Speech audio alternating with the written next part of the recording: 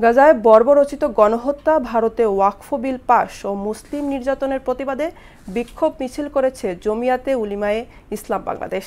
বিক্ষোভ পূর্ব সমাবেশে সংগঠনটির কেন্দ্রীয় নেতারা অবিলম্বে ফিলিস্তিন ও ভারতে মুসলিম নিধন বন্ধে মুসলিম বিশ্বকে ঐক্যবদ্ধ হবার আহ্বান জানান। 200 কোটি মুসলমান রুখে দাঁড়ালে ইসরায়েল ও ভারতের ভয়াবহ পরিণতির হুঁশিয়ারিও দেন বক্তারা। এসইউ সেলিমের প্রতিবেদন।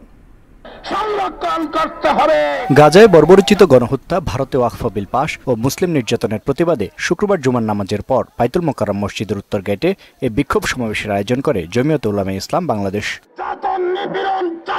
এই সময় গাজাকে পৃথিবীর মানচিত্র থেকে মুছে ফেলার চেষ্টা করা হচ্ছে অভিযোগ করে সবাইকে ঐক্যবদ্ধভাবে ইসরায়েল ও ভারতের মুসলিম নিধনের বিরুদ্ধে রুখে দাঁড়ানোর আহ্বান জানান।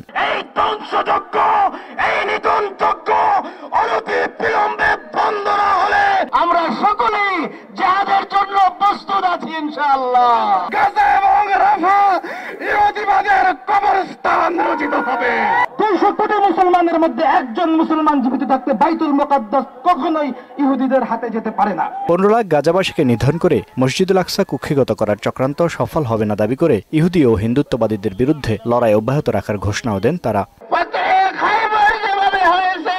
সেইভাবে ইসরায়েলের বুকে আমাদের মুসলমানদের পতাকা উড্ডীন হবে।